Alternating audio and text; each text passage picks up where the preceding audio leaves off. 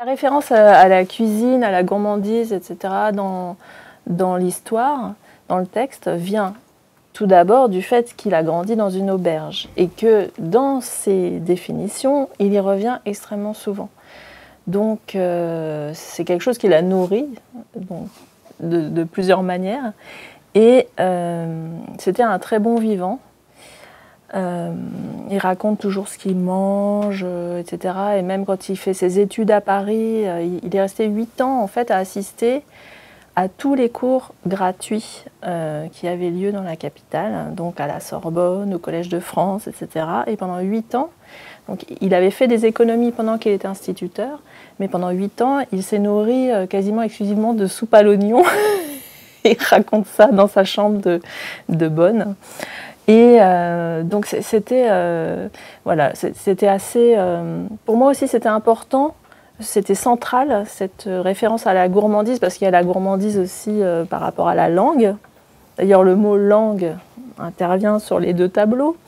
Et puis, bon, peut-être qu'il y a un rapport avec le fait que je sois moi-même assez gourmande, mais enfin, moi, je suis née pas loin de. J'ai grandi, en tout cas, pas loin de Toucy. J'avais aussi envie de développer ce côté bon vivant des Bourguignons, etc. Donc il y a plein de références, notamment à la cuisine bourguignonne dans le livre, puisqu'à un moment il y a une allusion à la sauce meurette, qui est vraiment quelque chose de typiquement bourguignon.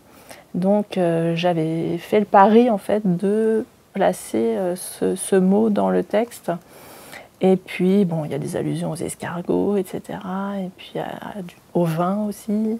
Donc moi j'ai grandi dans une famille de vignerons, etc. Donc il y a plein de petits clins d'œil aussi, personnels. Voilà. Il adorait Victor Hugo. Il avait donc appelé sa chatte Cosette, en référence à Victor Hugo. Donc j'ai repris... Alors, c'était pas une chatte qu'il avait quand il était petit, il l'a eue quand il était adulte. Mais voilà, c'est un clin d'œil, mais un clin d'œil qui existait déjà. C'est-à-dire que lui-même avait fait ce clin d'œil. Voilà. Et alors même dans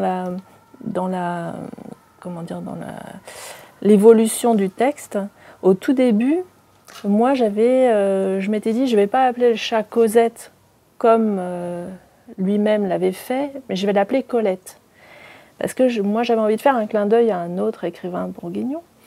Et j'avais pensé à ça. Mais après, je me suis dit que c'était peut-être un peu risqué, entre guillemets, parce qu'il y avait un problème d'anachronisme, puisque Colette est postérieure. Donc, je me suis dit, on va éviter d'embrouiller le lecteur avec ça. Donc, j'ai enlevé cette allusion à Colette.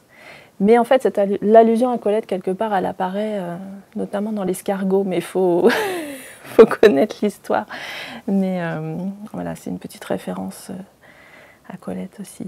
Justement, sur la dernière double page, quand il lit Robinson Crusoe, moi, en fait, je l'ai un peu projeté dans le futur, jusqu'à peut-être la lecture de Jules Verne, tu vois, par exemple. Ah oui, ouais. Tout à fait. Et du coup, c'est vrai que ça fait peut-être une image un petit peu bizarre. Alors, il aurait lu Jules Verne à 50 ans, mais justement, c'était aussi pour amener l'idée que c'était pas seulement Robinson Crusoe. Alors, c'était ses 4 plus belles nuits de sa vie, mais quand même, il y en a eu forcément d'autres. Oui, puis c'est un hommage à la lecture. Donc, oui, voilà, c'est ça. C'est vraiment ça que j'ai vu, c'est ces lectures futures. C'était pas resté collé à Robinson Crusoe, vraiment, mais aller plus loin, aller même aussi jusqu'à mettre le petit scaphandrier là, dans la dernière image. À son époque, ça n'existait pas, en fait. Donc, c'est dans les dictionnaires futurs que le scaphandrier est apparu. Donc, c'est pour ça que, voilà, c'est une ouverture. Ouais. Ça colle pas avec son époque, mais tant pis. Oui, mais c'est à la fin, donc ça ouvre. On est dans l'imaginaire, quoi. Ouais.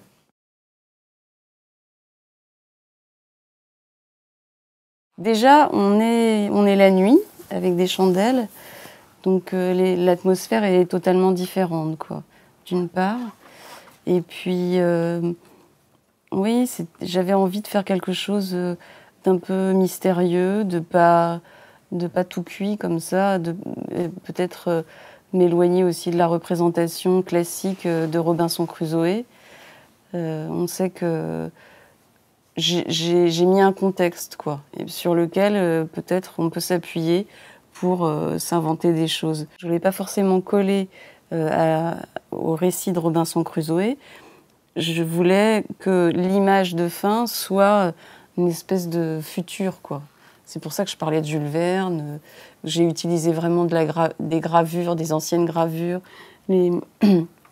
genre la Gustave Doré, quoi. Pour moi, c'était un ailleurs. Ça faisait le pas vers le... complètement, parce que lui, justement, ce qu'il cherche, il est tout le temps ramené au quotidien pendant toute l'histoire, parce qu'on lui demande de rendre service, ceci, cela, d'aller au marché, nanana.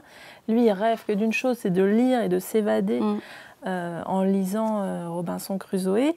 Et justement, enfin, il peut accomplir cette évasion et partir justement dans l'imaginaire, dans le monde complètement fantastique de la lecture. Donc c'est logique que ça tranche en fait, parce qu'il va enfin pouvoir ouvrir une porte vers ailleurs.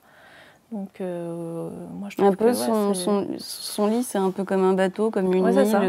C'est il est parti ailleurs, c'est vrai.